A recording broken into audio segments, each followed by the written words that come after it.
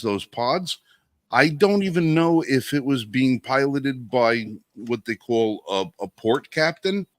Usually when these ships come into port, you'll have a small boat that'll take a port captain and will drive him out to the boat, goes up a Jacob's ladder.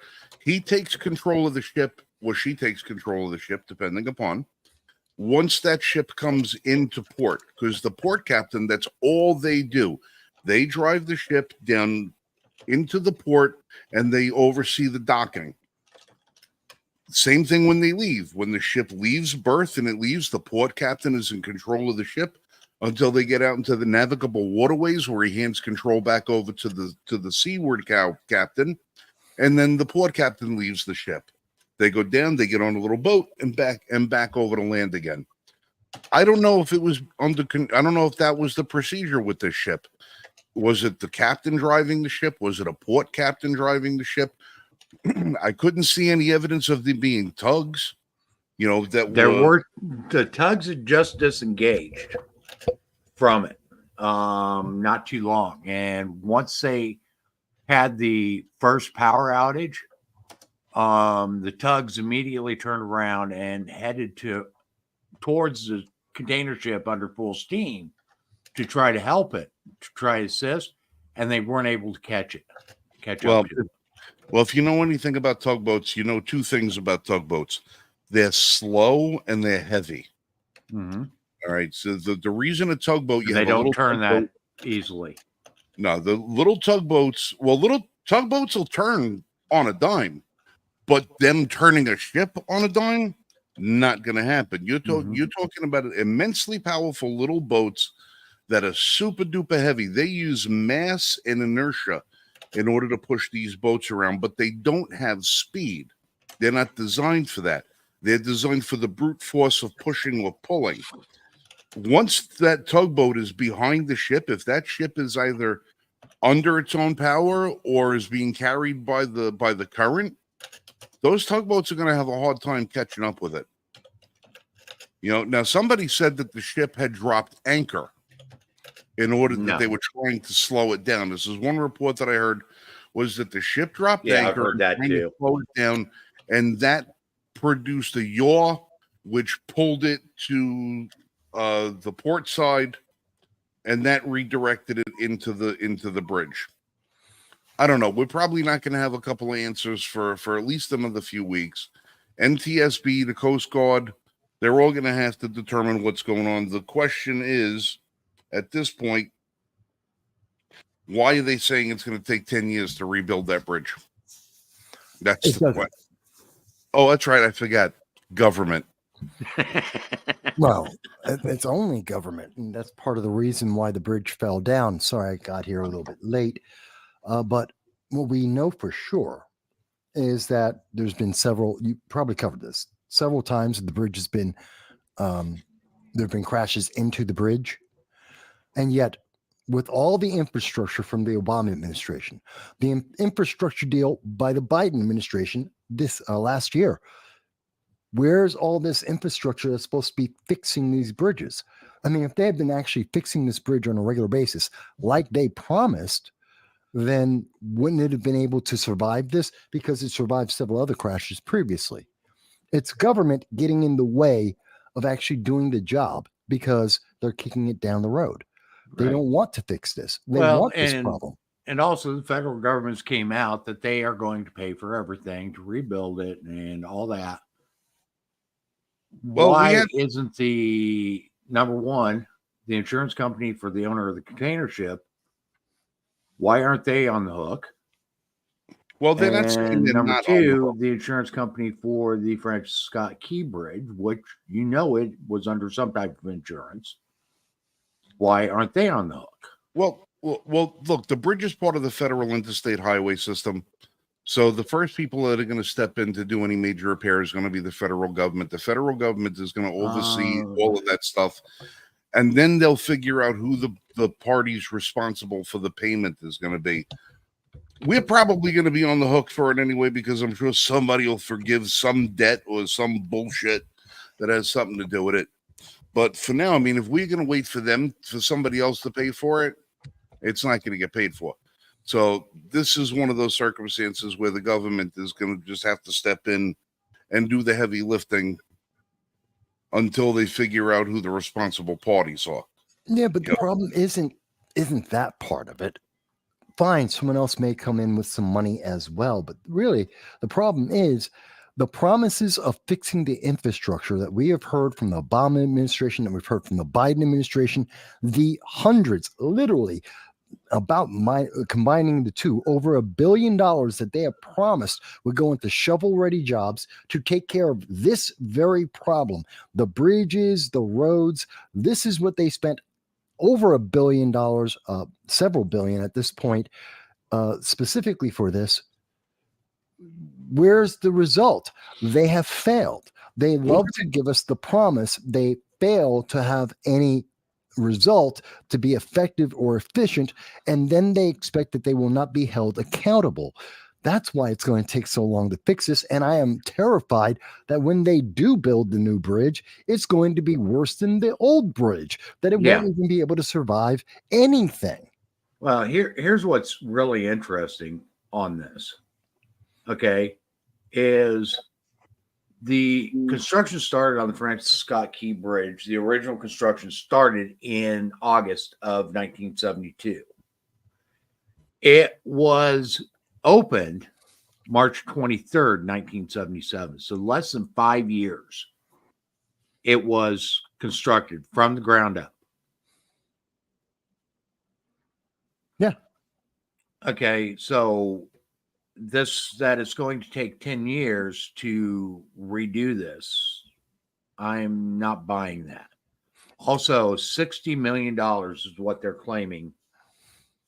Well, that's what they've already started, or have already released for this. It's going to cost over $100 million. It's going to easily cost over $100 million. They built a website that cost hundreds of millions and failed the day that it was open to the public, actually for several weeks. That's the Obamacare website. We spent over $100 million on it. It failed. We knew it was going to fail, and it failed the moment they opened it. This is, again, kicking the can down the road, where they're letting all of the inefficiency, the ineffectiveness of government is why we're having this problem. They could build the bridge in 5 years easily. They did it in the first place. Other bridges and other public resources have been built in that time or less and have stood the time of decades, in some cases, hundreds of years, that we've had these things around. They can get it done. They don't want to get it done. It's good for the unions for it to take longer. It's good for their various politicians to run on re-election and to gain more money. It creates because of that. Jobs. Theoretically, it creates jobs, yeah. And those jobs are going to get overtime and extensions because none of it's going to be done effectively. That's the problem that this highlights. That's why this happened in the first place. Was the driver, I mean, when I first saw the news, the very first thing I said that day, and I had it on Twitter, was, oh my God, this feels like it's 9/11 all over again. Why? Because of the suddenness, the unexpectedness, the collapse of something that you did not expect to collapse, that should have been built, engineered to be able to withstand that impact. And theoretically, it would have, except just like the Twin Towers were built to survive one plane actually hitting them, and they would have survived. It got hit twice. Well, this bridge was built to survive being hit by a barge. It's been hit by several and never fixed. And that's why it failed. Let's not forget, too, that you said this bridge was designed and begun construction in 1972, right? Yeah. All right. How big was the largest container ships in 1972? About a third the size of what they are today. Yeah. About a third the size. So you're talking about a bridge that was built to withstand impacts from something substantially smaller than what actually hit the boat. The only thing that kept that thing going for all these years was the fact that it wasn't hit more often by anything larger. You're talking when these kind of suspension bridges, they're very delicate. If you just look at the structure of these things, they're very delicate. They're not really intended to take lateral collisions at the bases of them. No, they're not. They're They're designed to designed- support weight up, not sideways. Right. They're designed to hold a compressive weight. The more weight goes on top of the bridge, the more it compresses, the stronger it goes. It's like an arch, like a Roman arch. The Romans knew how to do it all those years ago. There's the arch right in the middle. The more weight that bears down, the stronger that arch is going to get. But if you hit that from the side, what are you going to get? Now, you look at the the caissons right on there. Okay. For those of you that aren't actually watching the video, I'm showing the video of the bridge being struck. Okay, so at 1:24 a.m., you can see that the container ship was heading towards this central area of the bridge, and that's when it had its first power loss. Well, here's another reason why I thought this was very similar to 9/11, because we have seen that the I forget the term of it, but basically hacking, that we've seen international hackers have gone after individual power plant structures, devices throughout the nation to shut them down. Mm-hmm. Is it possible? And we don't know yet. It still hasn't been confirmed yet, as far as I've seen in the news, that the ship, which would have been under a GPS, which would have been connected internationally. So if someone hacked it, turned off the power, including the GPS, the ship no longer has the guidance that it normally would have. This could have been an attack. And this is the result of that. And that's one of the things that we will find out in the coming days. And I think it may have been, which makes me think it's more like 9/11, something we never expected to be attacked, something that we never expected to have the impact if it was attacked as it is. I think that's the case. But go on. I'm sorry. Well, the bad news is if it was, we're never going to know. No, they'll never tell us. No. So here, like I said, here's when it had its first power outage. Okay. And when it has that first power outage here, you can see that it's starting to lose its trajectory. You can actually see it starting to curve right after that power outage. Here, the power came back on. Okay. And right there, you can see the big, thick plume of smoke coming out of the stacks. They're trying to correct they are their path. trying to correct it. Now, if you look, they actually do start to correct it a little bit, and then they have their second power outage. And by that time, it's too late. Well, that correction was an overcorrection. Mm-hmm.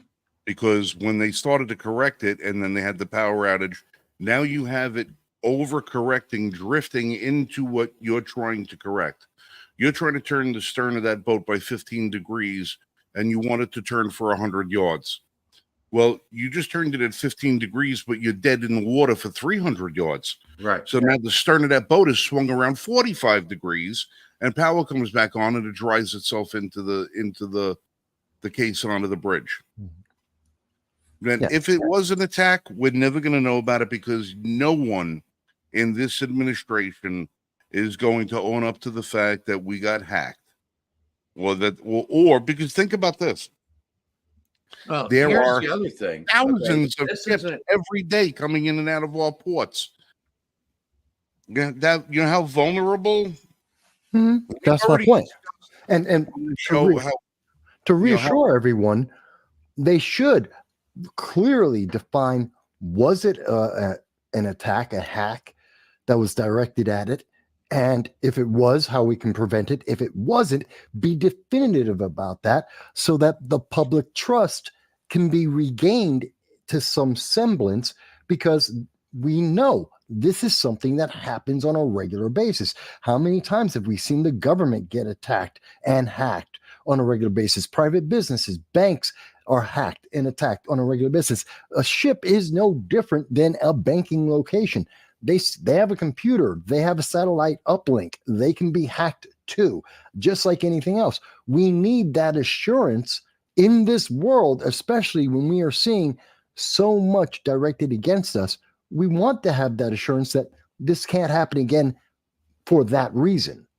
No, also let's take into consideration too, if the hack was just to simply shut down the ship, then whoever, and because if they said we're going to shut down that ship so that it drifts off course, smacks into a bridge, and takes out the main artery for 1/3 of the Northeast shipping, that was one hell of a gamble that paid off, because you would have to have every star in line from here to the Milky Way galaxy to get all of that right in order to crash that ship.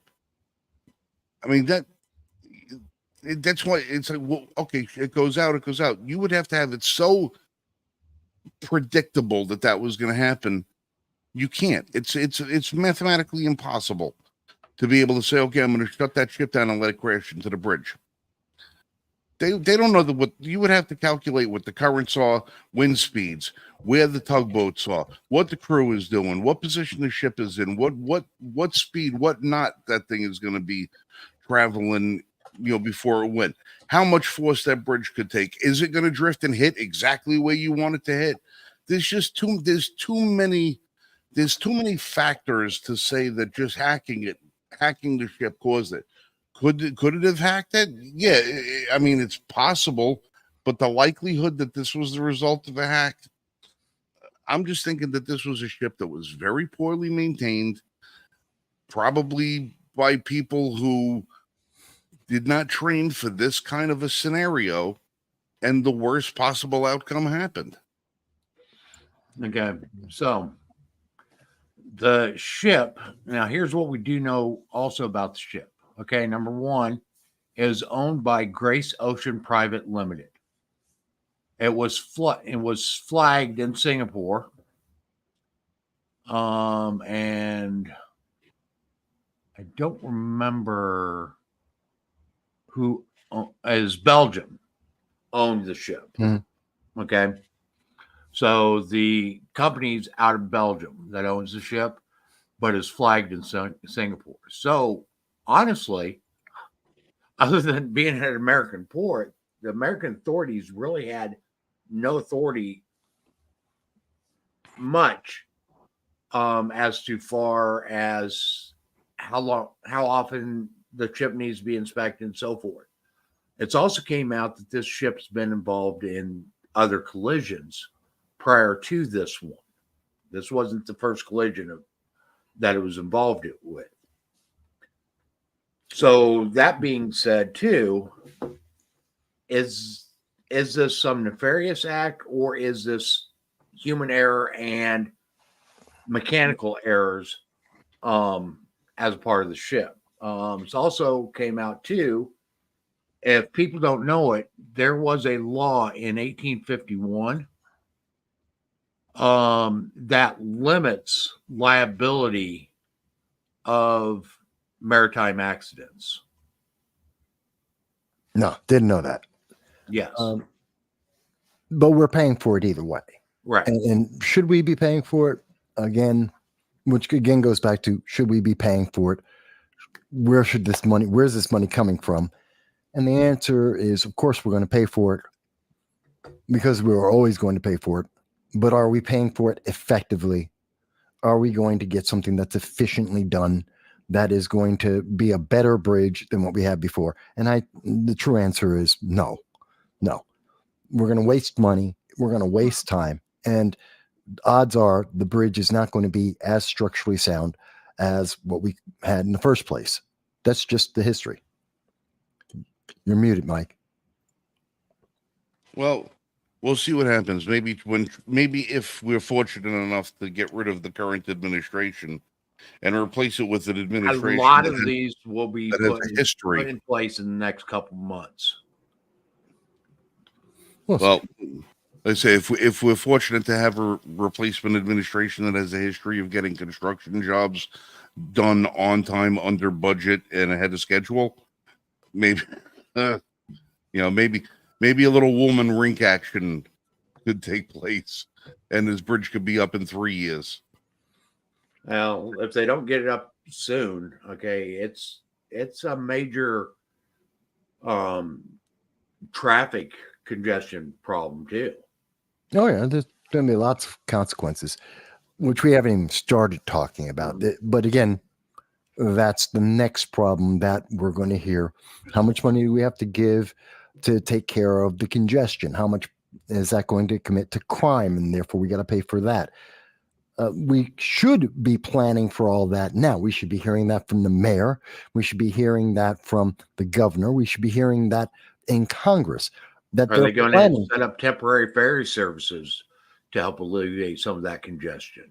Well, there should be several plans at least talked about. I'm not saying that everyone has the answer or that everything they come up with will be the perfect answer, but why is it our politicians, and again, this is local, state, and federal, should all be having a conversation about potential plans and saying, hey, we're working through these different issues to try and find the best solution. We should be hearing about that now. We're not. They're not having the conversations together. They're not having the conversations about the consequences. No, they're not. They're dealing with, bridge, because it's got the news. We're not the bad guy, and we're going to kick this down the road.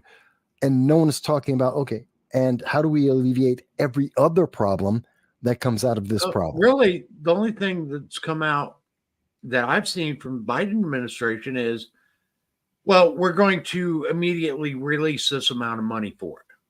And that's it. That's been it. No, that isn't it. And the other thing is the mayor isn't a DEI hire. Yeah. Those are the two things that they wanted to emphasize.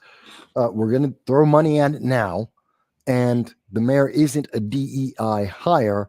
So, you're all evil if you think that.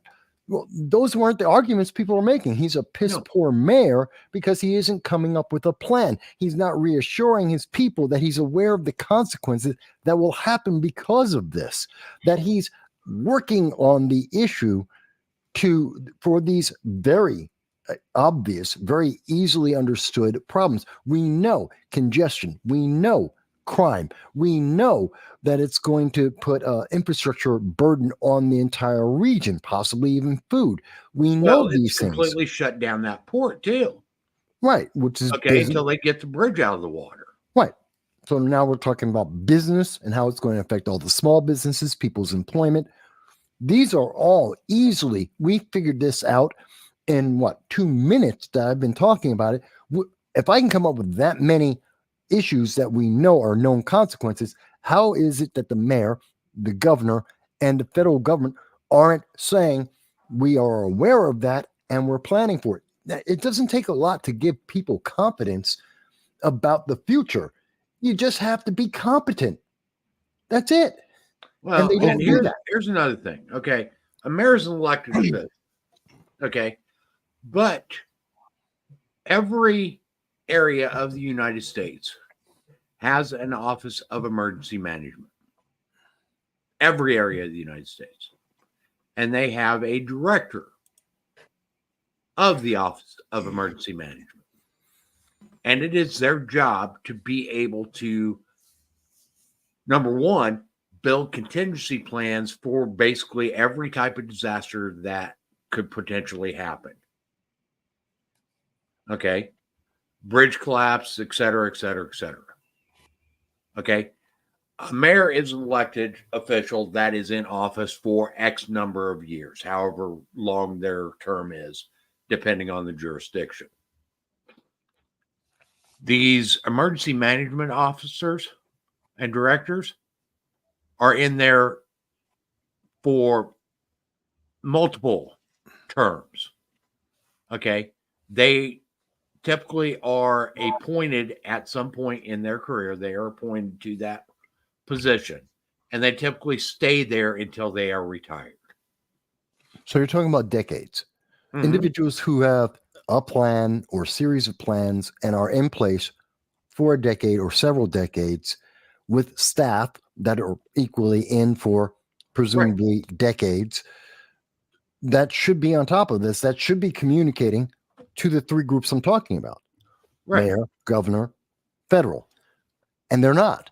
And we should be, that's why I'm so dejected and so upset about this, is that these consequences, they plan for it. This is something that's in the playbook. There should be communication saying, don't worry, we've got a playbook. We understand the scope of the problem, or at least we believe we do, and we're going to be fixing this. We're going to be working with you. They're not. And that's the stuff that we need to be hearing about. That's stuff that we need to be seeing on the press. And again, like you said, we're not hearing this stuff. Okay. And I don't necessarily fault the mayor as much as I do the Office of Emergency Management. Well, no, I disagree with you there.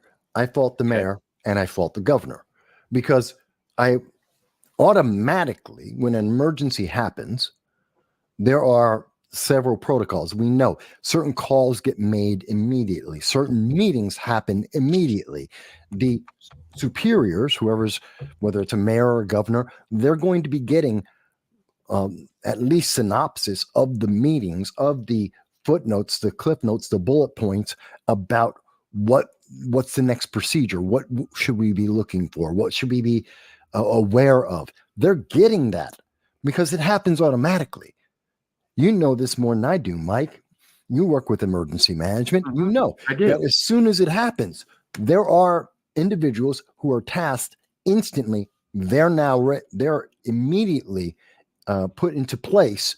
They start taking steps. They start having the meetings. They start putting out bullet points on priorities. That happens automatically. That from that initial meeting, there is automatically messages that are sent out to the appropriate authorities, which would include the mayor, which would include the governor, which means they've had enough time to notify the public. So for the state of Maryland, the Secretary of Emergency Management is Russell J. Strickland. Okay, we should be hearing from his office on a daily basis about what's going on, along with the governor, Wes Moore. Let's see. That was Baltimore, right? Yeah.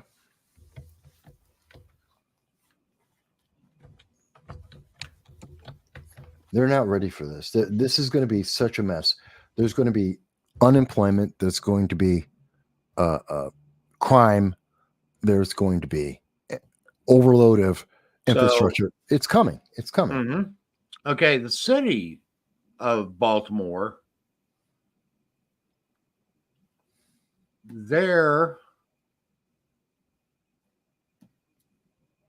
actually on their website, the latest tweet, which was March 28th. No drone zone. Temporary flight restrictions remain in place for the Key Bridge zone. Like that's the biggest problem they have is a drone. Yeah. Seriously, show them. Put that up on share that. The biggest problem they have is people taking drone pictures or having drones fly over a bridge that's collapsed. That's their latest tweet. Well, I can't see anything.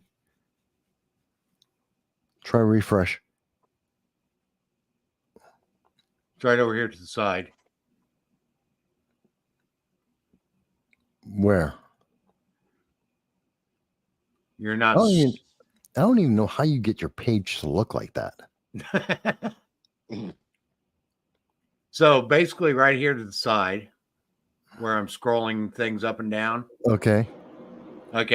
It says from the MDTA, no drone zone. Temporary flight restrictions remain in place for the Key Bridge zone.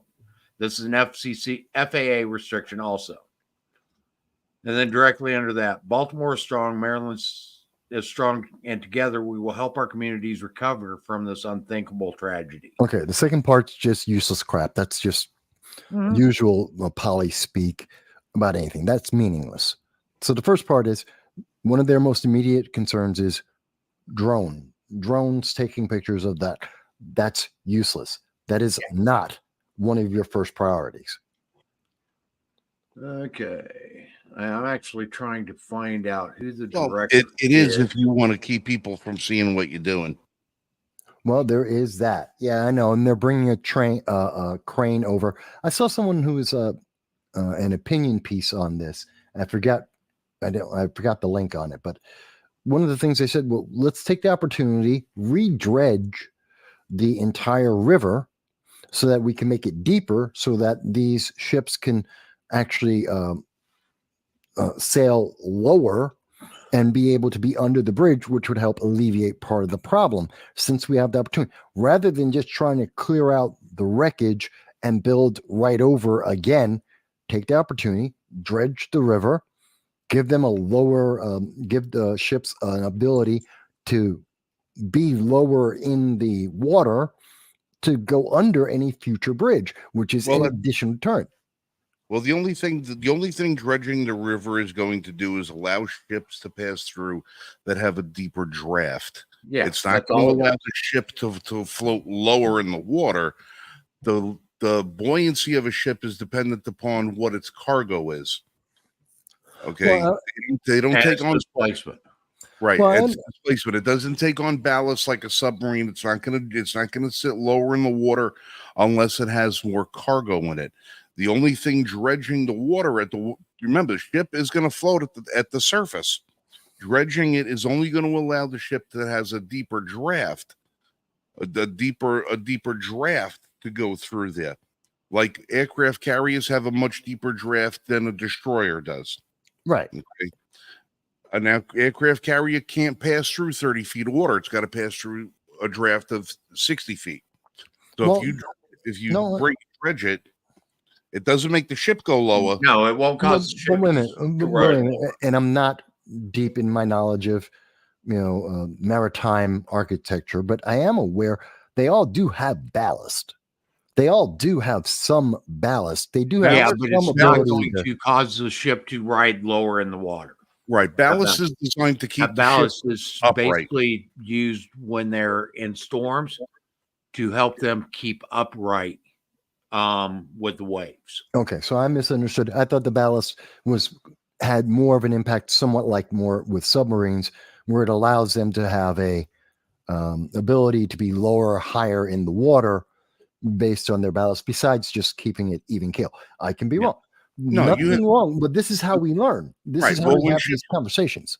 If you look at the front of any of these ships and you see that the bow break in the front, where you have that bulb that produces out from the bow of the ship, okay, is this large round object that comes out. That's at the keel. You'll see a chart above it, and where that chart is, it rides at the waterline. That chart indicates how much of the ship is in draft, which means how much of the ship is below water. The chart goes higher. The lower the ship is in the water, it will tell you how many feet of draft, how many feet of the ship's is underwater. Is under the water. That only goes up and down based upon how much cargo or weight the ship is carrying.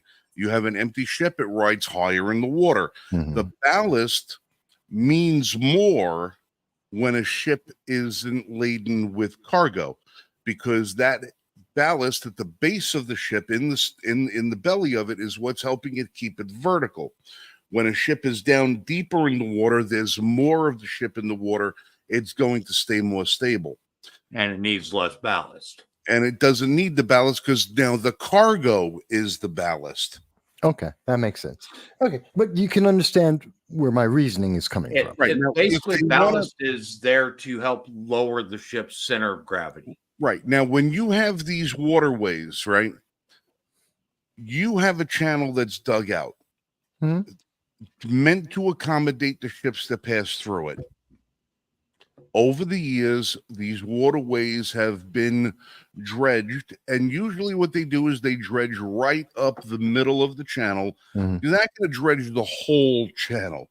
You're Right. talking about billions of yards of material that has to come out of there. And when you dredge that much material out of there, all those caissons that are down there that hold the bridge supports, they need that soil that's around Mhm. them to keep Right. them stable. So you can only dredge out a certain amount from between those caissons so that that valley is there to support, is there to keep compressing on those caissons between that and the water pressure. That's what keeps them there. So and you also remember most of these things right now are already down at bedrock. Most Right. of these places, like for instance, you know the Susquehanna River. Mhm. All right. You remember the floods we had up in upstate New York in 2011, right? Oh yeah, I remember And that very well. right. The plans were let's dredge the river. You can't. The river is already at bedrock. There's nothing to dredge.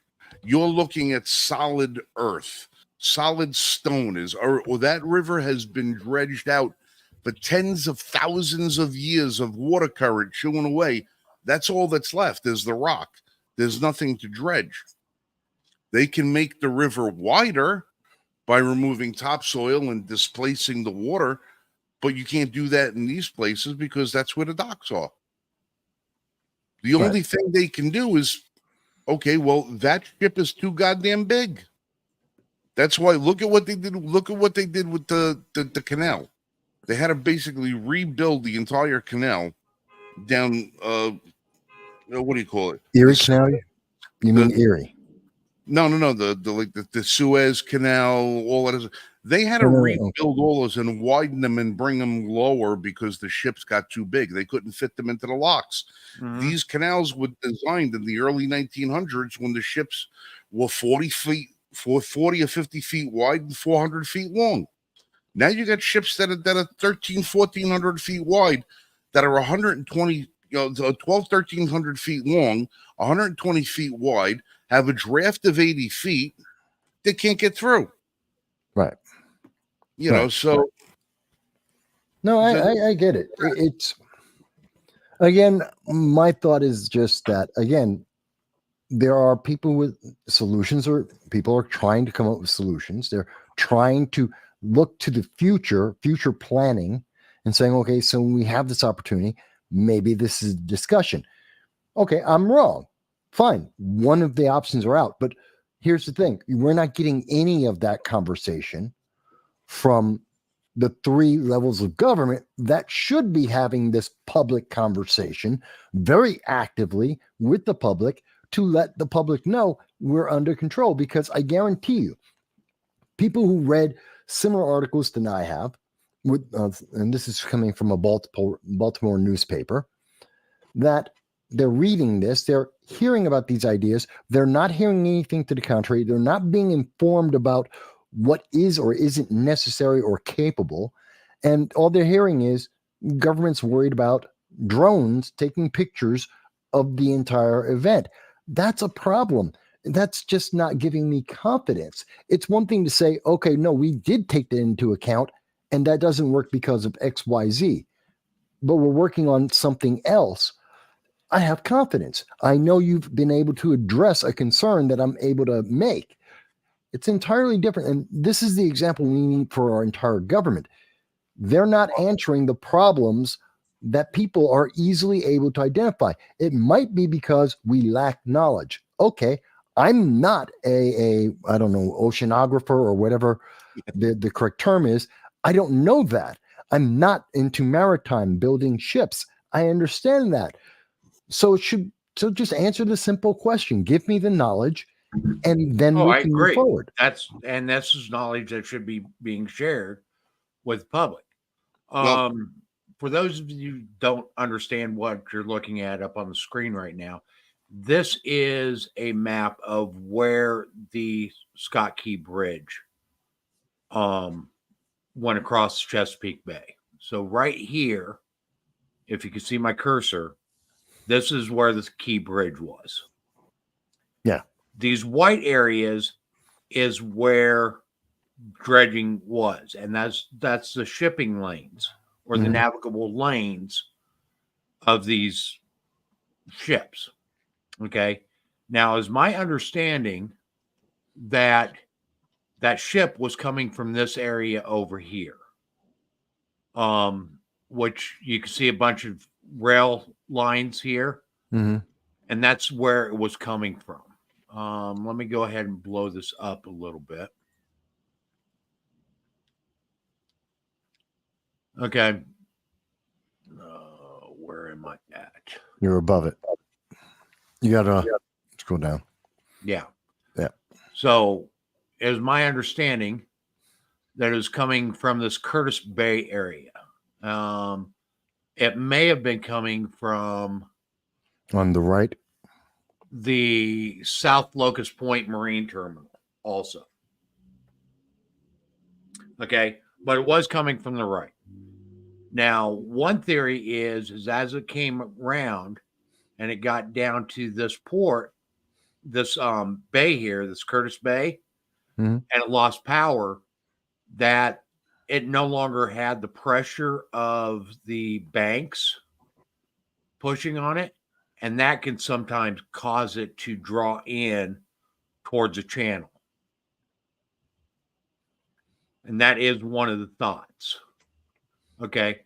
Now, all these numbers that you see are depths. Right. Okay. And I believe they're in fathoms and not feet. Most likely. Okay.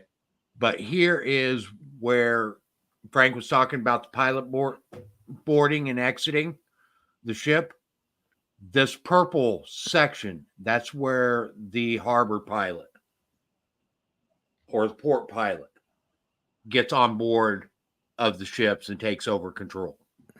To bring them in and where they would get off to take them, Right. to let them go out. So odds are, based on this map, that a harbor pilot was under control of that ship at the time of the collision. Yeah. But that still doesn't answer the concern of, was the ship under a computer attack? Doesn't answer the question of, why wasn't the bridge being regularly upkept with infrastructure to make sure that it would be able to resist a strike of that nature? It doesn't address the question of, okay, where is the mayor, the governor, and the federal government talking about, here are the consequences and here's our initial plans, or that even that we understand the scope of the nature of the problem going forward, even a little bit. And so we have preparation. It's one thing to say, we're working hard. What do you do? Yeah, that's doing something. That doesn't mean you're doing anything effective. You're not telling me that you have an understanding of the problem, saying, Right. we're working on it. Yeah, of course you are. And are you working on it in the right way or the wrong way? Do you even understand what you're supposed to be working on? Well, That's my concern. There are, here's at minimum, 4 layers of emergency management that should be active on this site right now. The Baltimore Office of Emergency Management, the City of Baltimore, the county, whatever county Baltimore is located in, they should be active in it as well. The state of Baltimore, the state of Maryland should be active in it as well, along with the federal government Office of Emergency Management. So right there are 4 layers of emergency management that should be actively working this incident. Okay. And they should have been working on it within hours or within minutes of it happening. Okay. Within minutes, the Baltimore Emergency Management Office should have been working on it. Within less than an hour, the county Office of Emergency Management should have been working on it. Within under 2 hours, the state should have been working on it. But, okay. And that's the way it escalates. Right. But we're seeing that isn't. And Mm-hmm. I don't know, maybe that's one of my concerns. Obviously, the money is a concern. What's this? Joanna just put up something. Hang on. Airlines have the FAA. Does the maritime have something similar for investigations to keep this from happening again? Yes, they do. NTSB is investigating what happened. And that would be the equivalent of the FAA. So they do. Well, the NTSB also does investigations on plane crashes. Basically, it's National Transportation Safety Board. And they investigate all major accidents that happen with any type of transportation system, whether it's train, whether it's maritime like this, whether it's a plane that goes down, serious bus accidents, serious accidents with hazardous materials, etc. The NTSB investigates those. Okay, and that's their sole responsibility, is to investigate accidents of this type and determine what happened. Okay, yeah, like 5-800. And then determine what steps can be taken to keep it from happening in the future. Right. Here's the one thing that I got to say about this whole thing. If we're going to get into the idea of this being a hack or an attack or anything else like that. Potentially, yeah. All right, potential. Why is any ship or any plane or car or any other mode of transportation, train, anything, why are any of these things susceptible to hacking of any kind? Propulsion, navigation should all be in-house, completely isolated systems that do not have anything to do with anybody from outside that vessel or vehicle having any control over it. There are some scenarios where it could be not necessarily beneficial, but it could be argued that outside control should be able to be administered. But there's also another factor, because you have multiple. 30 years ago, we didn't have this kind of bullshit. We're having to worry about your ship getting hacked. Well, you had to worry about your port pilot being a lunatic. That's what you had. And we don't even know if they have systems on board that are capable of being hacked that would have control of these systems. No, guaranteed they do, because you would have the GPS system. At the very least, you have a GPS navigation system that are interlinked to the computer system that's running the engines themselves. So you could theoretically go through the GPS into the computer to the navigation. All right. So what happens if you get a satellite drops out? All the ships are going to crash because we're reliant on technology. All the ships are going to crash. These are navigational aids. They're navigational aids. Human beings have been navigating this earth for thousands and thousands of years with nothing but a chart and a star and a sextant. These port captains can go up and down these things with their eyes closed. They can tell what RPM the motors of these ships are going by the feel of the deck. They know what knot they're going. They know what speed they're going. They know what direction they're going. They know these guys do this. This is all they do. So you're going to turn around and say, I'm going to now turn over control over this 850,000-ton vessel to my smartphone that some idiot in Indonesia can have access to because he wrote an app. Wait a minute. To be fair, it is ridiculously dangerous, and it is a horrible example of how we're putting too much technology into too many fundamentally simple things that the technology doesn't belong there. I honestly don't believe it was a hack. Okay. Now, I'm not saying that it was. I'm not saying that it was, but I'm saying the potential does exist. But there is, and I think it's highly remote. I'm saying the potential need not exist. No, I These need understand, but isolated systems. let me also address something of what you said, Frank. In that one, you're talking about individuals who are seasoned, older individuals who were around before the dedication, the compliance, the requirement of all this technology existed. Newer captains can't do the things that the older captains, the older Then captains could do all that. New ones can't. It's well, then like, whose fault is that? well, that's Because a if different question. if you're going to now interject all of this technology to replace humans, Mhm. to replace humans and human instinct. I mean, all right, look at that. What is the flight that crashed into the Hudson over Yeah. there? Mhm. All right, how many simulations did they run in that trial to try and figure out how to make everything happen? Nobody could do what that one pilot did. One pilot Mhm. had the instinct to know exactly what to do in a split second.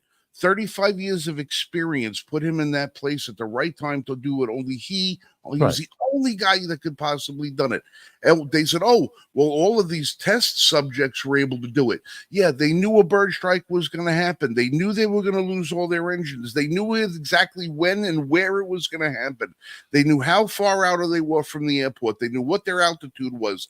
They knew everything. Yeah, Sully Sullenberger. He knew all of these test pilots are able to replicate what he did, had the benefit of all this technology showing them what happened. Okay. But when you take all that technology away, it was the human factor that saved the lives of those people. It was the human factor that landed that plane correctly. And when you put all this technology in place and you take the human factor out, when you have technology that fails, you're going to cost lives. You're going to cost billions of dollars. And Look, actually, These systems need to be when technology independent. fails, it's typically a human factor that causes it to fail because it wasn't maintained properly. There's that. Look, I'm not going to go and suggest that we need to become Luddites completely. I do agree that we have an over reliance on technology, especially in our military. That's one of my major concerns because we've built too much technology. We've built our military too dependent on technology and not enough on soldiers getting the job done.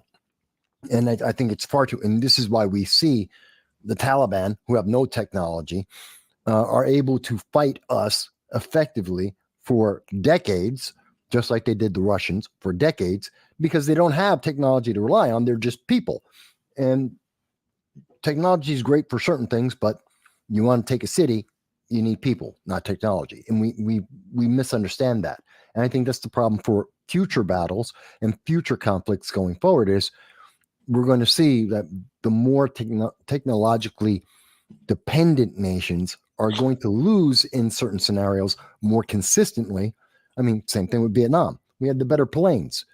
We didn't have the better pilots, per se, as I understand. And our over reliance on technology hurt us, didn't help us. But that's another thing. Let me shift a little bit because we've been talking about this boating accident. It's not going to be the last time. We're going to be talking about that more going forward. But it kind of also makes me think about another problem that we had, where again, it's government failing to do its job properly. Well, also, and another part of it too, What? and let's call a spade here, is government requirement of specific systems Well, again, for that's the same problem. navigation and etc. Yeah, it's the government getting in the way of what we really need. They're load down on all this stuff that's by the time they even mention it, it's obsolete and behind the technology curve. Private business can be more ahead than anything government would regulate. But let me shift because in the same way that we have government in this case with the bridge that is helping to cause a problem going forward, we have another situation that happened just about 5 days ago. Representative Thomas Massey actually just commented on this. And I'll show you what I'm talking about here. 1 second. Bang.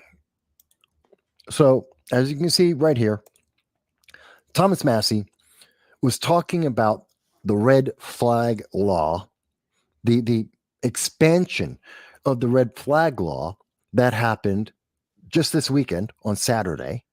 And he agrees with my position. Now, for people who don't know, there is no national red flag law, sometimes called an ERPO or an emergency risk prevention order. Doesn't exist on a national level. Every time it's been put up for a national level by Democrats and Republicans, it has always been shot down, which is the right answer. But 21 states do have it now, including Washington, D.C. And red flag laws are, quote unquote, supposed to stop or reduce suicides with a firearm. And this is the one they always sell it on, to end mass shootings and mass shootings, whether that's schools or anywhere else, and to cut gun violence. It doesn't. It never has. They've been around since 1999, created by the state of Connecticut, followed by Indiana.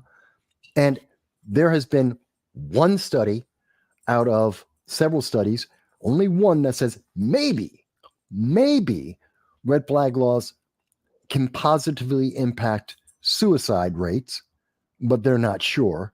And every other study that has been done, including by Duke University, including by University of Indiana, have all stated that it doesn't work on suicides. It definitely, all of the studies say it doesn't work to prevent mass shootings, whether at schools or anywhere else. It is not effective at gun control at all, but states are doing it. It's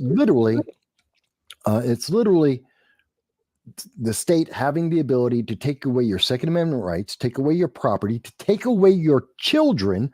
This is confirmed. I've talked to many politicians who voted for the red flag laws. I've talked to lawyers from across the country, including in Washington, D.C., of every political stripe you can think of. They have all confirmed, yes, if a red flag takes place in a family with children, the state is required to take your children, and they have done that. Even Connecticut I've spoken to the government of Connecticut and Indiana. They have confirmed that they do take children from their families. This is what red flags do. No crime has been committed. There is no crime required for this, and there is no penalty for someone putting a red flag action against you, and being wrong. But here's the thing. This weekend, Saturday, in the middle of the night, very quietly on Saturday, Attorney General Merrick Garland created a new department. He created a department of red flag laws, of the emergency risk protection orders. Don't know how much money. He's spending tens of millions of dollars. We don't know what the price tag is, to pay states for creating red flag laws and for taking American citizens and putting them on the lists and taking away their rights. He's funding that and hoping that it will convince other states to do what he can't pass by law. Congress won't pass this, so they're going to bribe. No. And state by state, they are trying to bribe each state to do this and to put people onto the list, to take away their rights. And the more people they do that to, the more money they're going to get from the federal government. This is literally cutting Congress out of, they're making a law, cutting Congress completely out of it, and they're putting a financial incentive on it for the states to punish citizens for exercising their Second Amendment right. Well, Thomas Massey agrees with me. And I concur with everything you just said, Michael. And we've talked about this before on this show. Yes. That red flag laws violate literally every amendment of the Bill of Rights. Yes. Along with the 14th Amendment and several others. Mm-hmm. I'm not going to go into a lot of detail on all this because, like I said, we've discussed this before in the past. People can look it up. Older shows, we've covered it. Right. But here's the other thing. Okay, and this is why they are doing this, trying to do this end run around the Constitution, and they've done this before. Okay, they did this when they created the national speed limit of 55 miles an hour. If you will actually look at the history of that, it was not a federal law that actually created the national speed limit of 55 miles an hour. It was state laws that created that. And the states were basically coerced into creating that 55 mile an hour speed limit in order to receive a certain amount of federal highway funds. And if they refused to create that 55 mile an hour speed limit, then the federal government would withhold those funds from them. The same happened with the national seatbelt law. If you will actually look into it, there is no national seatbelt law. There is a law to fund seatbelt wearing programs from the federal government, but there is no federal requirement for the wearing of seatbelts. Those are all state laws. And if the states refuse to have seatbelt laws on the books, the federal government will then withhold a certain portion of their funds away from them. And this is where the federal government is acting outside of its authority in granting these funds for these programs that they have no authority over. They've done it with seatbelt laws. They've done it with helmet laws. They've done it with other laws as well. Mm-hmm. Okay. Drunk driving laws. Mm-hmm. Okay. The drunk driving law used to be different in just about every state had different drunk driving laws, ranging from 0.08 up to, I think it was 1.2 in some states. Okay. And until the federal government stepped in and said, all states will have a drunk driving law of 0.08, or we will withhold highway funds from said state that does not enact that law. Okay. Again, the federal government has no authority to set those laws, but they coerce states into setting these laws because it gets states reliant on certain federal monies. And then when states don't enact what they want, then they threaten to withhold those funds from them.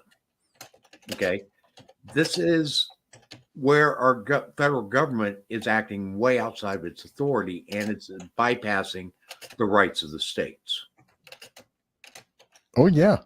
And people don't know that it's happening. People don't know. Again, if this was, and to those people who say, well, no, this is a great idea, it's going to help, then why did they do it on a Saturday when no one was aware and it wasn't covered by any of the mainstream news media? You can go to MSNBC, CNN, they didn't cover this.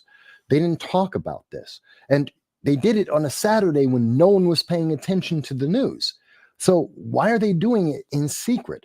Because they know that if they were to have a national debate about it, if people were aware of what these red flags do in all of their consequences, and the fact that there is no need for a crime to be committed for you to be punished as if a crime had been done, they would lose. That people would notice that this is coercing of the states by giving them an incentive to punish citizens so they can get cash. And we're talking about New York, California, Illinois, again, Maryland, many of these cash-strapped states that are in debt, that need money desperately, especially those that have open borders or support sanctuary city and state statuses.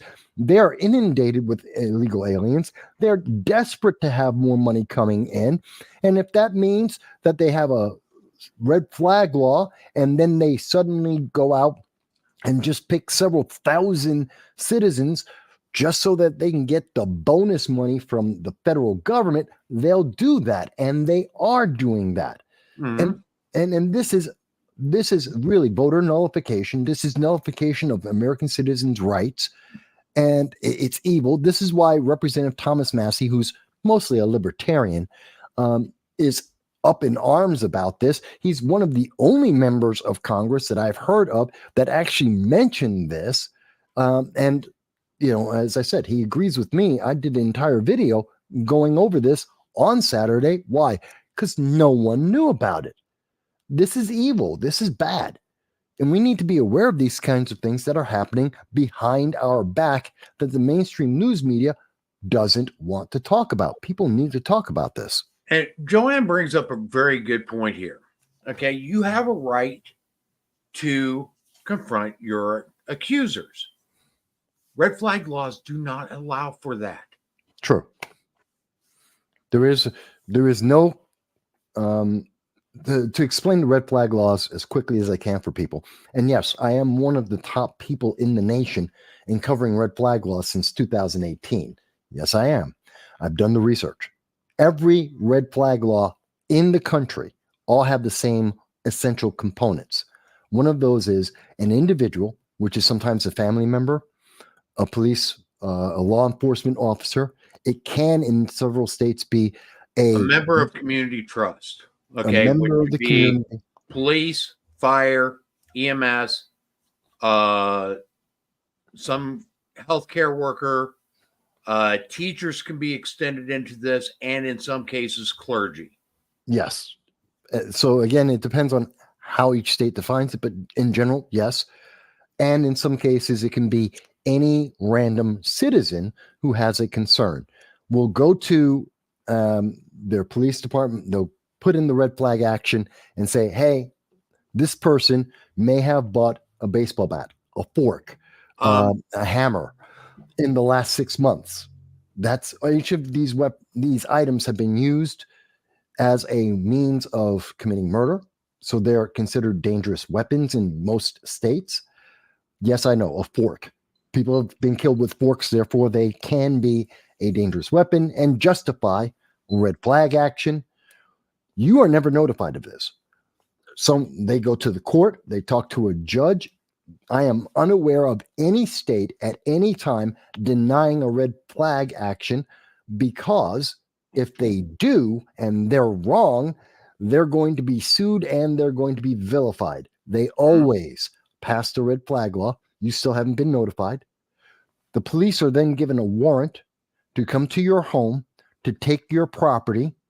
And actually, there was that a mass shooting incident where the police technically had the authority, because somebody had reported this individual, and I forget what state it was, is fairly recently, but they did not execute a red flag warrant on this individual, even though they had numerous complaints on this individual. Florida and New York. The Buffalo shooter is one of them, and Florida had one as well. Joanna Patterson, I put up that that you said it's illegal. No, actually, it's not illegal. It's legal because a law was passed. It is unlawful. Okay. And the reason why it is unlawful is because it is contrary to the Constitution of the United States and contrary to multiple state constitutions. Right. Okay. If you actually read into how these red flag laws are written and enacted, and you read these state constitutions, you will find that the majority of these red flag laws also are contrary to the state constitutions. I would say, and I've read 19 of them, including DC. So there's the two most recent states I haven't read. Well, all of them, except for those two that I've read, all of them violate the constitutions of the states as well as the Constitution of the United States. They all have the same premise. They deny due process. You're not notified until someone knocks on your door with a warrant to take your property. You never get a chance to defend yourself. You never get to confront the accuser. There is no any proof necessarily presented against you. There is no one there to defend you. The evidence can be arbitrary, and therefore this is an extreme action. There's so many levels. Literally, I have spent years talking about this and covering this and doing the research on this. It's crazy. So it is, yes, it's legal. It's unconstitutional. It's a violation of state and federal constitution. And again, let me emphasize, This was done behind the public's back. Attorney General Merrick Garland did this when no one was paying attention. He has not bothered to mention it to the public at large. Yes, if you went over to the congressional website, you see it. No one checks that. The media didn't cover this. He did this knowing that the public would not be informed so that they would be able to take advantage of the public. That tells you how bad this is. If it was good, they'd have no problem going prime time, noon, having the press secretary, Karine Jean-Pierre, to discuss this, to bring it up in front of all of the news media, to have their questions. They'd have no problem having a press conference about this, which he can do at any time that he wants, be on CNN and talk about it. They don't want to answer the questions. They don't want to have to confront the public about this. They just want to punish and take the power. It's an abuse of power. Joanne, yes, our freedom is under siege. And yes, Reagan did try to tell us about that problem, as have many presidents prior to him. In fact, the majority of our founding fathers have warned us against this. And it was very, very detailed out in both the Federalist Papers and the Federalist Papers that a lot of what we're seeing happen in our government today. In the Federalist Papers, they try to say that it could never happen because the Constitution doesn't authorize it. In the Anti-Federalist Papers, they actually warned us that this could happen. And we failed to learn from them. And now we are seeing the results of our failing to heed those warnings appropriately. It's crazy to me that we're seeing this happen and no one's talking about it. And think about it. There was just, 3 days ago? Let me confirm. It was March 26th. So 3 days ago, a man was killed in the New York subway. We've had people who've been stabbed. We've had people who've been shot, pushed on. Mind you, we have the National Guard. They're supposed to protect us. Yeah. We've had people who are being shot, including the police officer in New York. We just had the wake. I'll get to that in a second, because he got shot. The red flag laws didn't protect anyone. In fact, if you go to the New York, it's the Gun Involved Violence Elimination Report, often called the GIVE report, comes out twice a year, every year. You will see that while you'll hear Kathy Hochul say gun violence is down, not quite. See, gun violence is down versus 2020 when it hit an all-time peak. But if you compare 2023, the last full year of data, it's like versus inflation's down. Well, same thing. It's the same thing. It's down from the peak. Yeah, it's down from the peak. Not down. Yeah, but if you compare it to 2019, before we had the BLM riots, before we had the violence of the autonomous zones, if you compare 2023 to 2019, we're up. Gun violence is up in every category. And we had the red flag laws since 2018. It didn't protect anyone. They're misquoting the data to give you this false impression of safety and ignoring the fact that they're making the situation worse. No, they're not misquoting the data. They're being selective with their data choices. Well, I would count that as misquoting. If you're looking at 2020 and not saying, by the way, that's the all-time peak, it's abnormal and was because of BLM riots and autonomous zones, and the normal trend from 2013 to 2019, we're above both the trend and the actual numbers. You're misquoting. The data's there, but you're misquoting it. You're giving a false impression. And that's often what our politicians do, regardless of what side they are on. Yeah, and they think people don't know. Pick the data they use. They don't use, and that's what we're seeing also a lot with the climate change arguments. They're being selective on what data they're using. Yeah, and that's why it's in courts right now. The hockey stick chart is under dispute in courts because they cherry pick the data. I know a lot of, and there's people who say, "Oh, but I don't own a gun." If the government can do this, the main reason why everyone in America should be concerned about this, if they can do this on one law, they can do it with any law. If they can go behind your back and incentivize states to punish you, and they have in the past, but if they get to do this again on something so fundamental as your Second Amendment rights, there is nothing they can't do this to.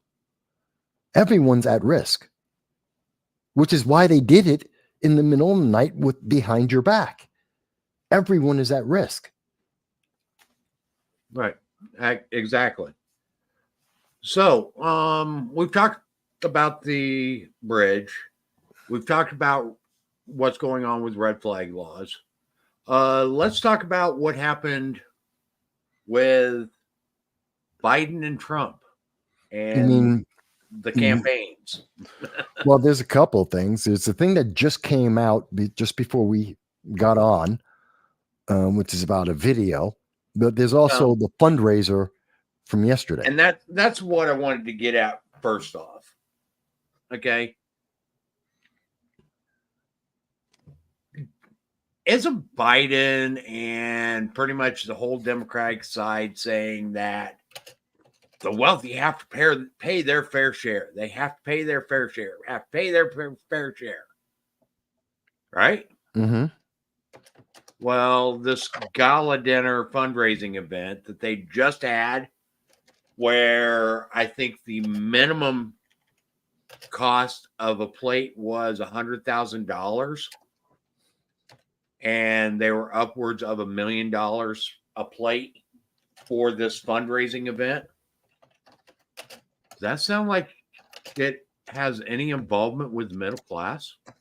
Middle class weren't invited to this. They raised $26 million, and that's a huge amount of money from a single fundraising event.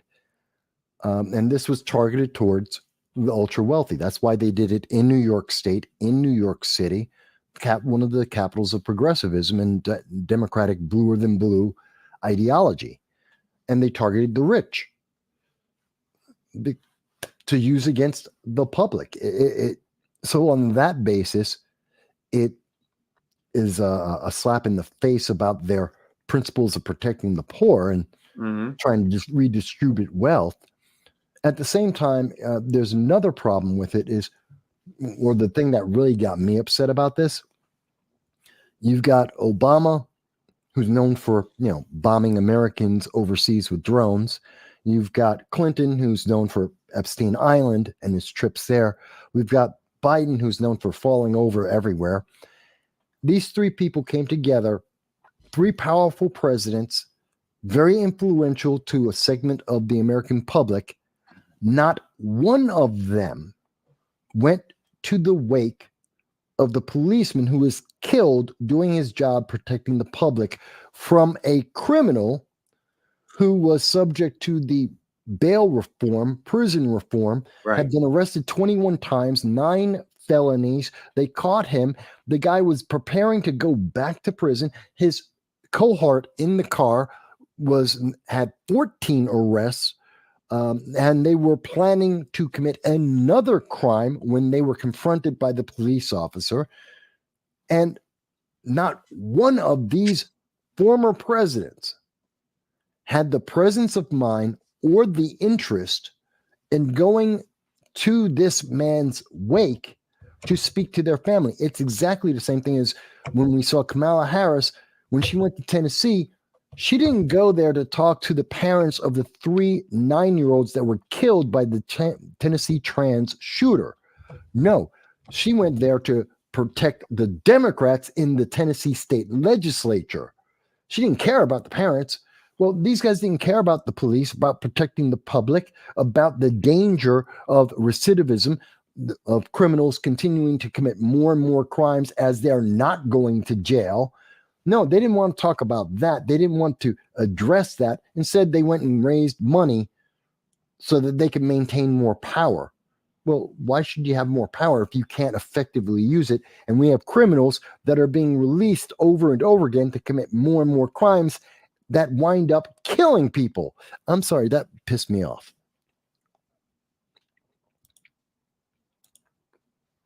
Okay. Well, the one thing that there was it was funny. Who was that? Eric Swallowwell.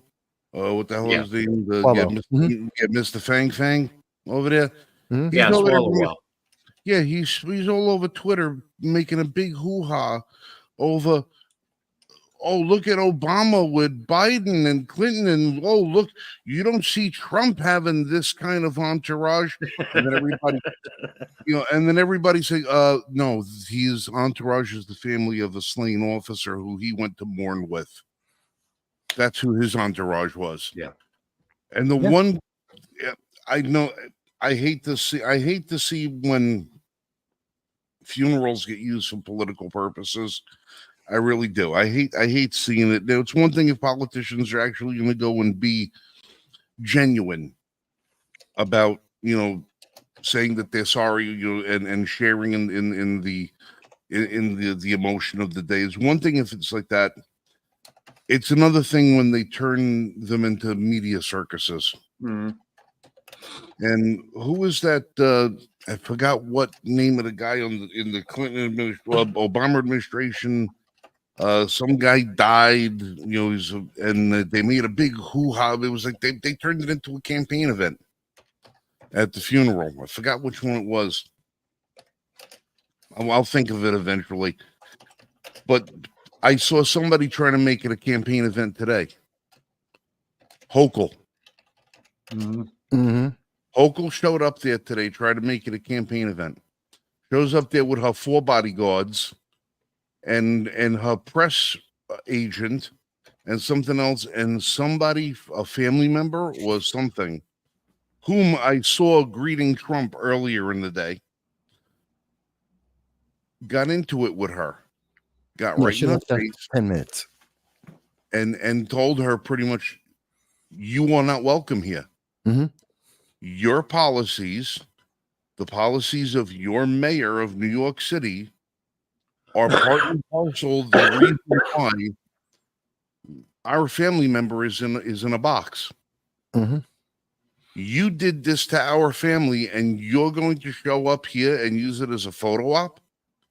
Said, you're not welcome here. Don't you dare disgrace us with your presence. And was summarily told to leave. Yeah. And then everybody who was in attendance cheered her leaving. Yeah. That was within the first 10 minutes of her being there. Yeah. I am so glad that at least someone had, there was some courage somewhere for some family to come out and say enough is enough.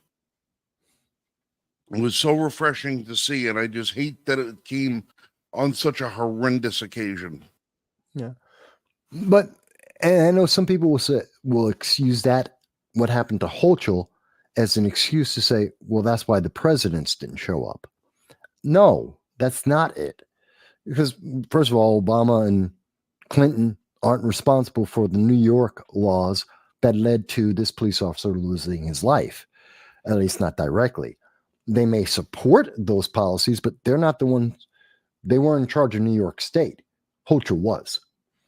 And perhaps if they did show up and they were able to learn from the family members the consequences of their failed policies, these failed progressive ideologies, maybe they could then say something and change it on a national level to get redress on this. But they didn't have the balls to do that.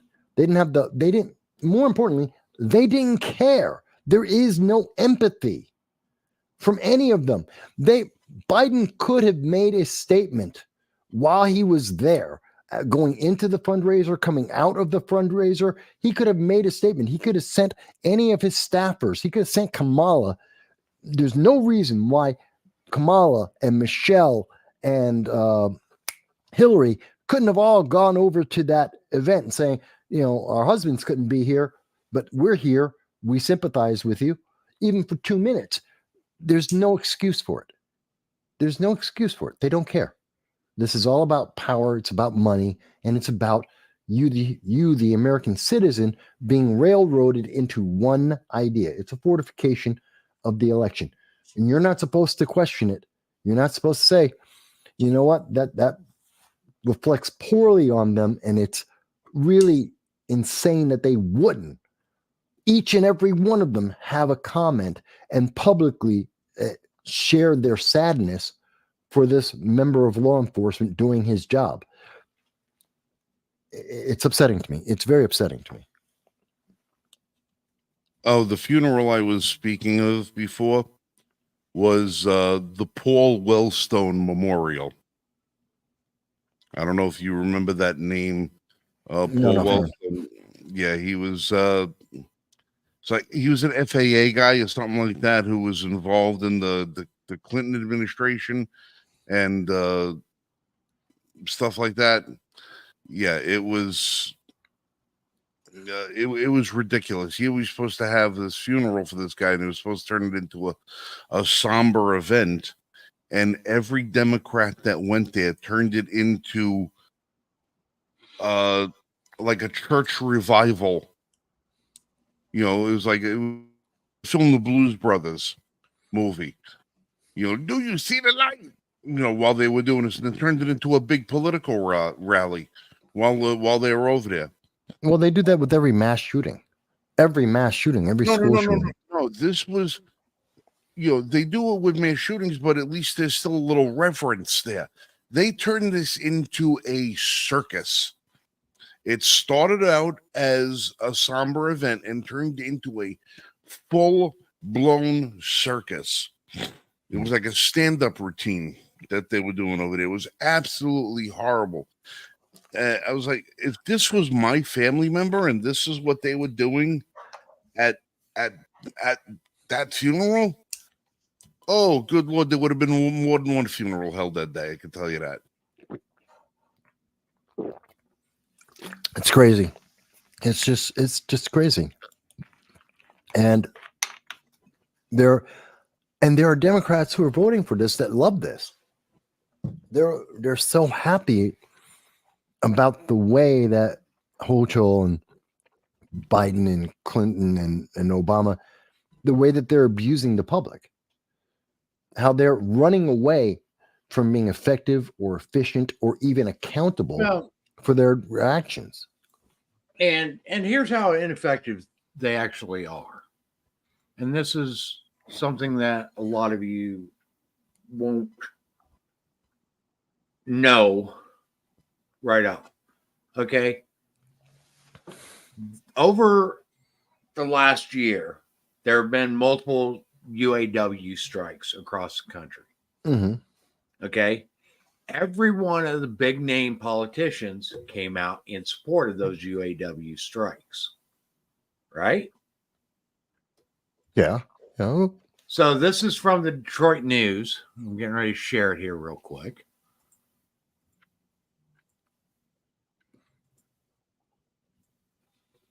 Okay. Oh, it's not going to let me. So never mind.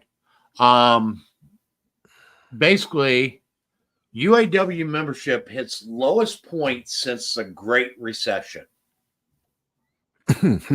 Okay. So people are leaving the union. Okay. So most unions really grew during the Great Depression. Yeah. Because of the Great Depression. Yeah. Okay. And for the UAW to hit its lowest membership point since the Depression is very telling, especially considering that unions had a huge boost shortly after World War II as well. Yeah. Okay. So, on all fronts, everything that they try to quote unquote improve is going backwards. It's failing. They fell on the economy. They fell on unions. They failed on inflation. I mean, literally, they failed on foreign policy. Literally everything that this administration has touched has declined. Because they're so busy trying to look good for the next election. Actually, I shouldn't say decline, has gotten worse. Wow. Almost the same Because thing. crime didn't decline, it increased. Well, yeah, good point. But it's the reason why we're having these negative consequences is that the Biden administration and its many backers are so desperate for votes that they will do anything. They need progressives. They're so desperate for the progressive vote that they will corrupt everything. Again, I point to, we see this, the Michigan primary tells us exactly what they're doing. On Super Tuesday, what did they do? 101,000 progressives wrote in uncommitted. And that was Donald Trump got 759,000 votes for the primary. Joe Biden got 632,000 votes for the primary. There were 101,000 progressive votes that went uncommitted, wrote in uncommitted, so that they could send a message to Joe Biden. He needs those votes to be competitive at all with Trump in a swing state, Michigan. And therefore, 2 days later, in the State of the Union, what did Joe Biden do? He decided to build a port for Hamas, a terrorist organization that killed 34 Americans, have 22 Americans that they are torturing as hostages as we speak. And he did that so he could get those 101,000 votes. One, your vote matters a hell of a lot. And two, Biden doesn't care. He just wants the vote. Just like in New York yesterday, he wants the money. He wants the power. He doesn't care about the consequences that a cop died or that Americans are being taken hostage in foreign lands, that America's falling apart on every single target. He has nothing he can point to that his administration has put forward that has actually worked. Nothing. He doesn't care. He just needs to look good to his base to get through the election, and his base are screaming, and they've got the mainstream media screaming, "Orange man bad," all day long, every day, on every channel, every time they speak to the public, so that they hope people will do what they did in 2020, anyone but Trump, and this is the consequence of that. And that's what they're hoping to duplicate. That's what the fortification is for. Anyone but Trump. Biden is, and no one agrees with Biden. Everyone can see how blatantly horrible he has been, but he's not orange man bad, and they hope that gets him through the election. This is sad. Go ahead. Okay. What I've got up on the screen right now is from the United States Chamber of Commerce. Union membership reaches another record low in 2023.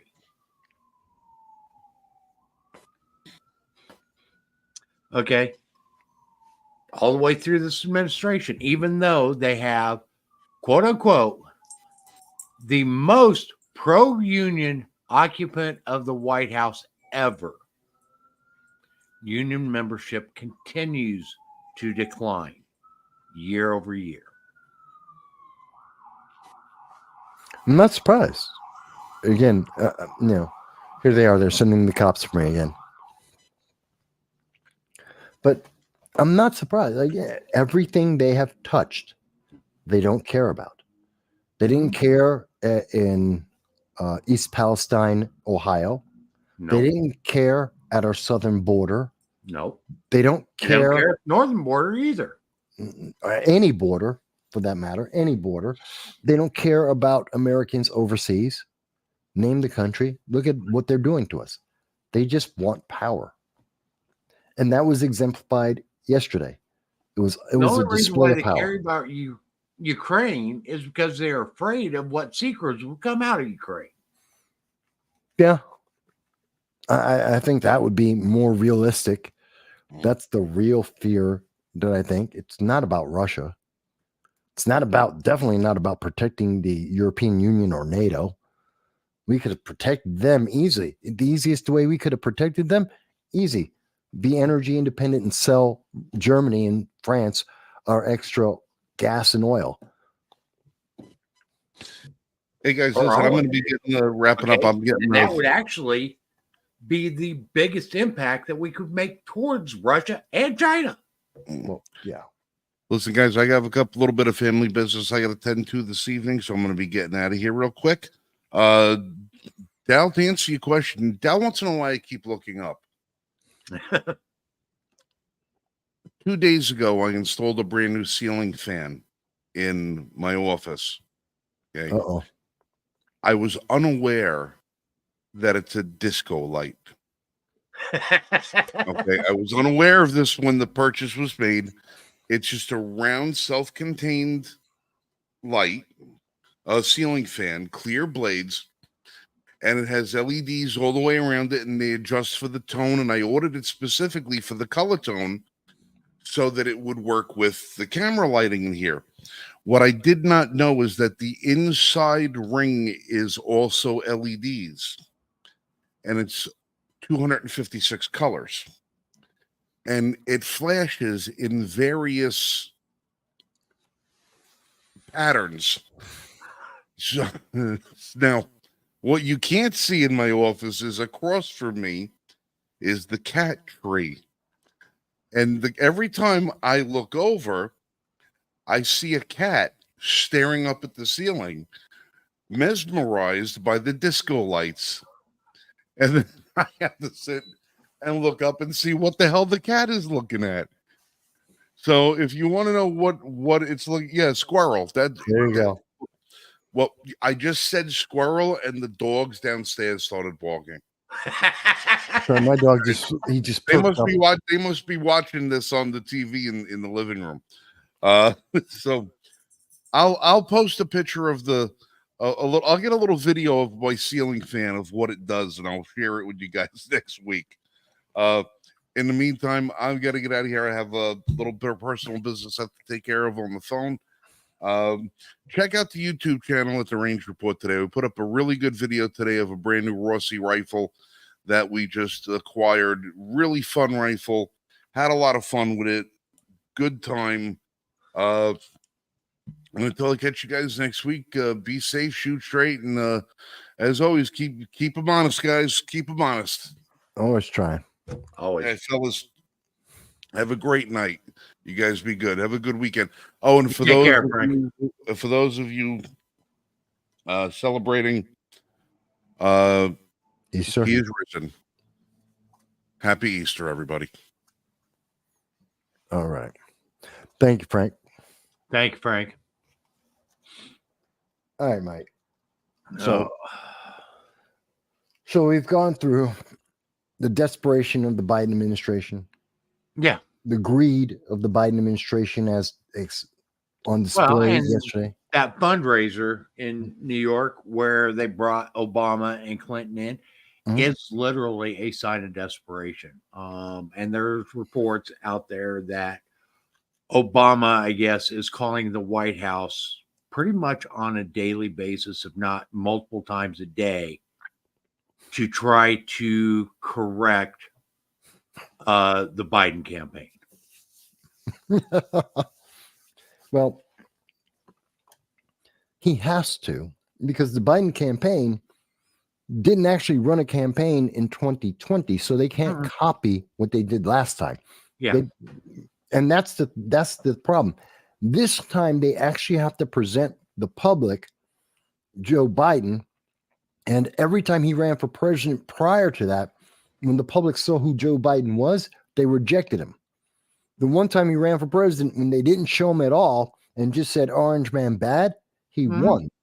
Yeah. So now he's out and people are looking at him and they're like, you got to find a way to hide him, get him into a basement somewhere so that he doesn't show up in front of the people, because every time he talks, every time he tries to walk across a stage, people go, I don't want to vote for that.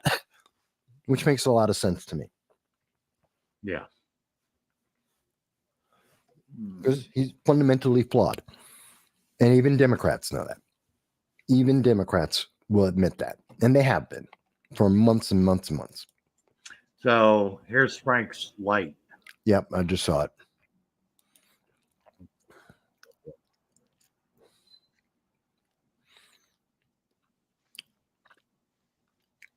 Okay. A little different. So yeah, this is the light Frank was talking about before he left. Why am I not surprised that would be the ceiling fan he gets? Yeah, I'm with Dow. Drive me nuts. Without them. I could not have that in my house. No, it would drive me absolutely bonkers. This is all going crazy. Some of these gaming setups with all the LED lights and stuff. I'm sorry, I just could not do that.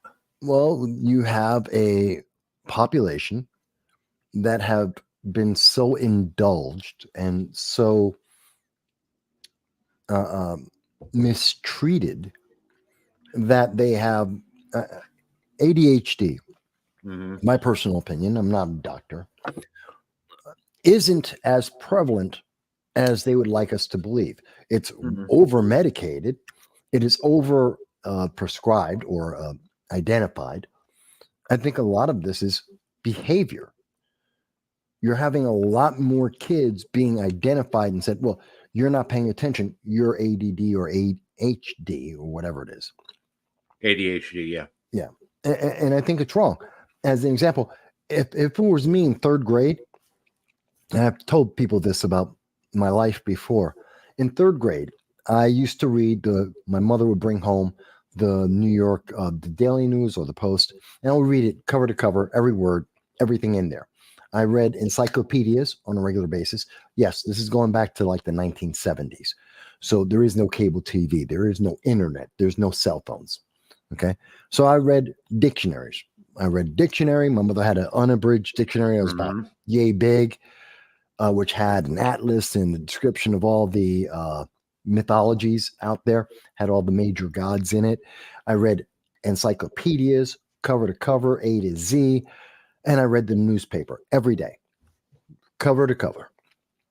But when I went to my third grade classroom, a teacher, Miss Bingy, who I hate, she's a horrible teacher. Miss Bingy, we had the books to help us learn reading. And back in the day, they were called the alphabet books. So you'd have like I was in third grade, we had the J book, which is the J in the series of getting more and more difficult words and such concepts into the stories, and you would read them in the room. Well, I had read the entire damn book, including the footnotes, the bibliography, the definitions in the back. I had read it cover to cover. It wasn't hard for me to read. And I was tested for that and found out I had college level reading skills in third grade.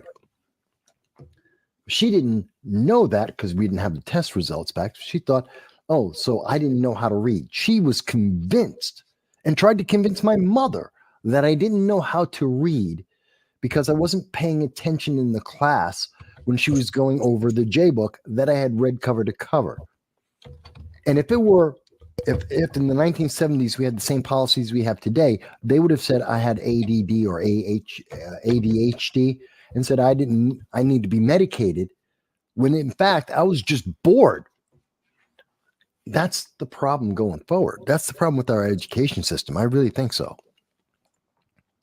Yeah. Oh, well, I agree. Ask away. Okay. Ask away, Dren. And they another big problem with our educational system is they no longer teach you how to think. They teach you what to think. Oh, very much. Very much. It's very much an indoctrination. And I think that is one of the biggest detriments to our society today. It takes a while because there is a lag. So Joanna, whenever you do get that question, go ahead, please post it so we can get it answered. So, going on, we are going to see a further decline as things move ahead over the year. Okay. I don't think this is the last incidents where we're going to see government literally fall on its face, as like we're seeing with the Key Bridge. No, it can't be, because it's all based on we did something, but yet there's no efficiency, no accountability, no efficacy that's behind it. So yeah, they're doing useless things that don't improve anything. That's why we're going to see it go. Oh, Joanne has a question for me. She says, do you believe our freedoms are being removed and they can't do it with its out rebellion, or do it without rebellion? So they are causing all of this. Okay. So first part of your question, I get it. Mm-hmm. So the first part of your question is, do I believe that our freedoms are being removed? Yes. The red flag laws is one big example of that. The censorship that is being promoted by the federal government, whether they call it misinformation, disinformation, the Disinformation Governance Board. If you're looking at Senator Richard Blumenthal and his efforts to try and have a government censorship over the internet, yeah, I absolutely believe we are losing our rights on multiple fronts more and more every day as they adhere to DEI and all these other progressive ideologies. You can't have them exist at the same time. They break the Constitution. Well, and they need a certain level of rebellion in order to justify taking away more and more of our freedoms. That's what we are literally seeing as a result of the January 6th incident. Well, fear. It feeds into the fear. Exactly. Aren't you afraid they need of a those certain others? amount of rebellion. They capitalized upon the 2020 riots to further take away some of our rights. And they are capitalizing on January 6th to justify taking away even more of our rights. They're also capitalizing on the quote unquote mass shootings and make sure they're highly publicized to further their agendas, as well as removing more and more of our freedoms. You're also going to start seeing them capitalizing on AI. Okay, and they've already hinted at this because of quote unquote deep fakes. That's not the problem with AI. The true fear of AI. I had a conversation on Larry Sharp's program on his Monday panel discussion. And we were talking about AI, and I forget the woman's name. She brought it up. So it's not my thought, but it is, I think, relevant. The biggest problem with AI isn't the deep fake.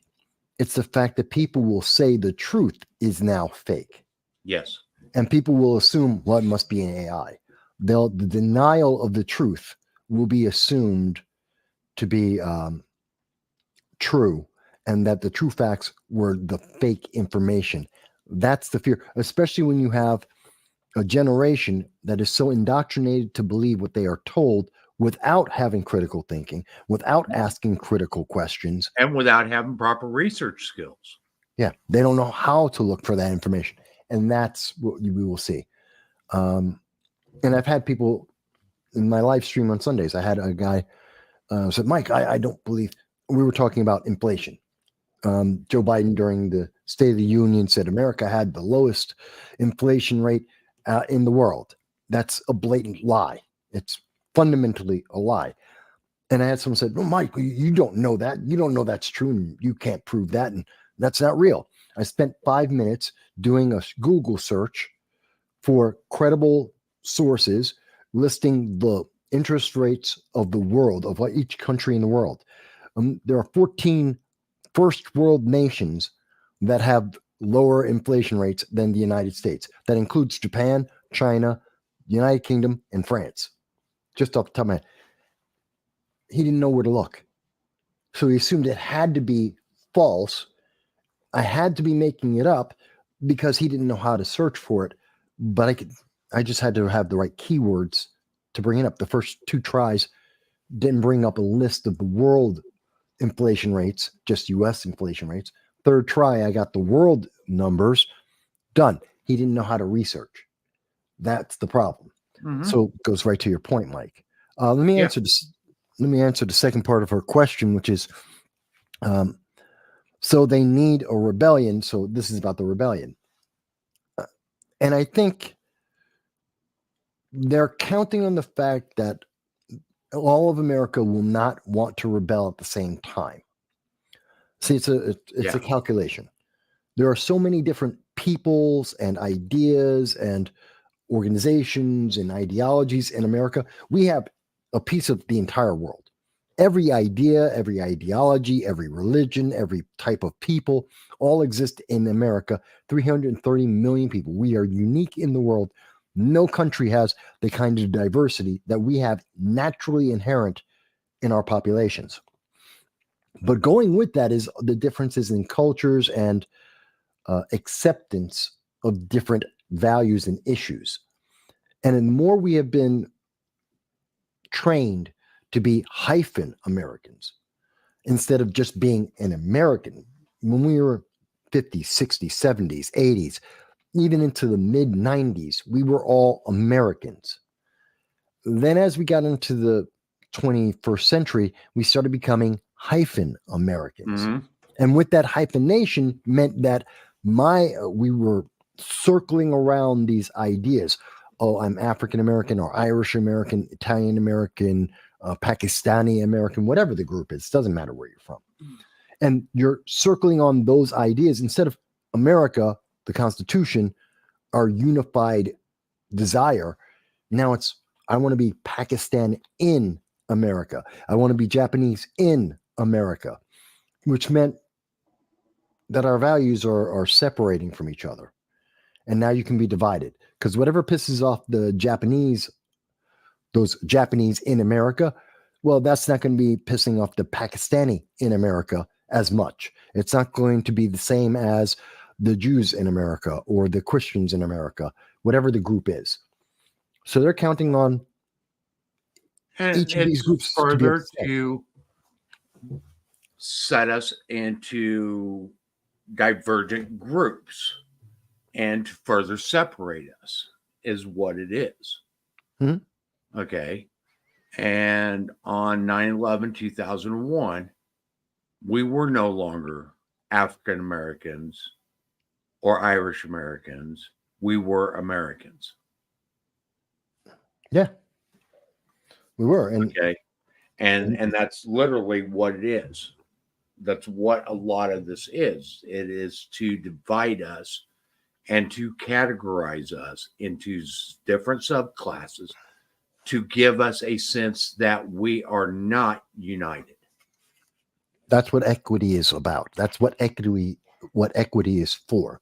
It is constantly dividing us into smaller and smaller groups that are pitted against each other for advantage from the federal government, to get their handouts, to get the leverage of whatever it is they want.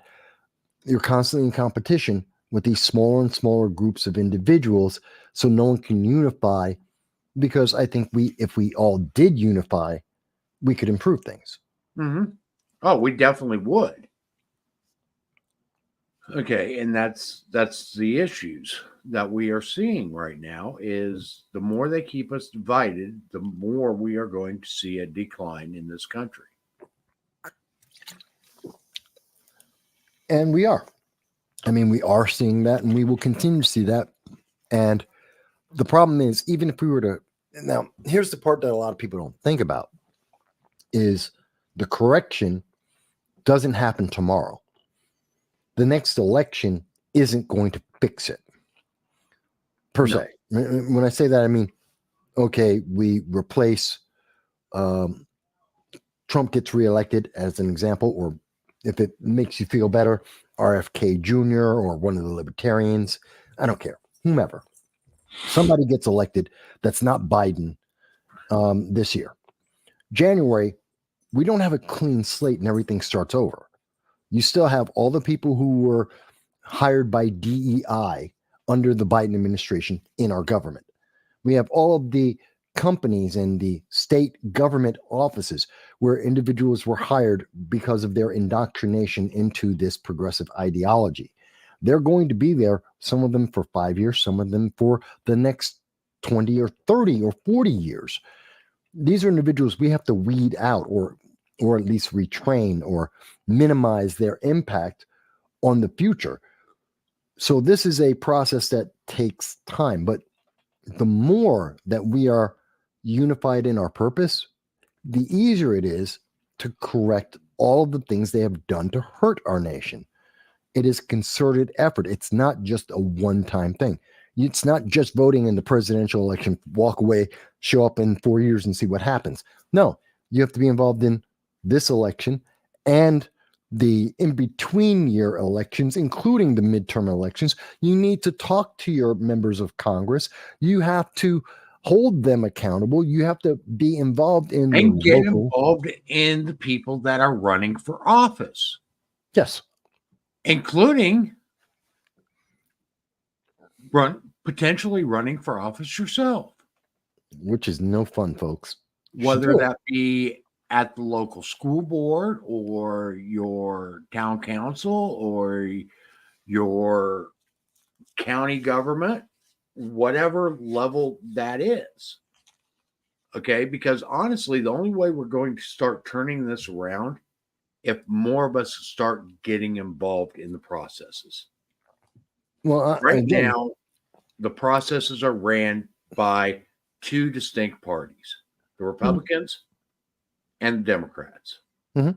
Until we start running things as we the people, instead of as Democrats and Republicans, we aren't going to see much change. Yeah. And I hear people a lot of times say, and I've heard this when I talk to libertarians, they're like, well, we can't win. We won't win that election. You don't have to.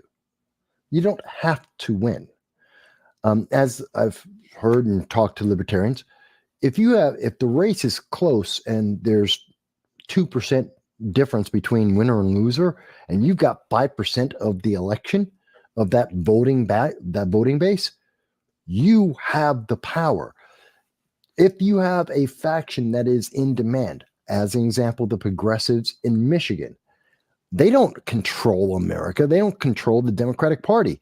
And yet, because Biden needs their vote for November, they are able to wield their power, and they got a multi-million-dollar port being built for terrorists in Gaza. That's power. We can win in many of these battles without having to win everything.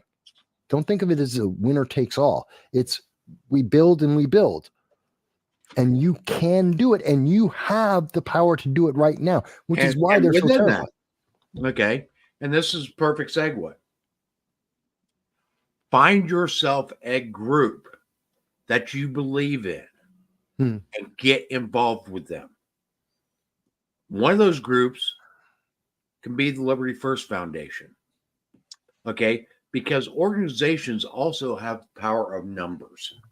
And the larger an organization is, the more pressure they can put on the people that are involved in the quote unquote operation of our country, not the running, but operation of our country. Okay. It's up to us to come together. Okay. And whether it be the Liberty First Foundation, which we are in the process of doing our membership drive, or the Cato Institute, or the 10th Amendment Center, or the NRA, or the Gun Owners of America, or name an organization. Get involved with them. Don't just pay a membership. Get involved. Find out what you can do to help spread this message of freedom and liberty, because that is what's going to start changing things, is when we start bringing our voices together. Okay? As Michael was saying, 100,000 people were able to make an impact. Okay? We can do this. But it takes more than just people like Michael, Frank, and I doing this. Okay? We've got Dow, who is a member. He's also been on this show a lot. He is getting his voice heard. Okay? We've got Jan Raines, Joanna Patterson. I see you in the chat. Okay? This is what it takes. This is what it's going to take to start moving our country back into a direction of serving we the people instead of the people serving our government. And that's what we are seeing right now, is the people serving our government. Okay. Yes, Dow says join Liberty First Foundation. Dow is a member. We do encourage anybody to join Liberty First Foundation. You can find that on our website. Okay. And scrolling across the bottom, l1f.us/register membership drive promotion.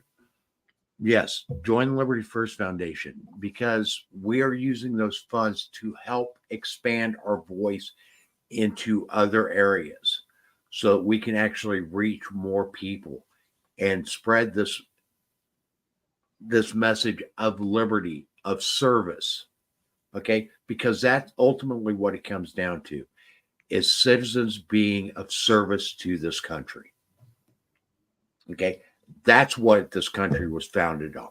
It wasn't founded on government. It was founded on citizens serving their country. Absolutely. I concur completely on that. And it's very important, folks. We can't buy into this idea that we are isolated just because we're unpopular. And the people telling us we're unpopular are the people with the biggest agenda of all.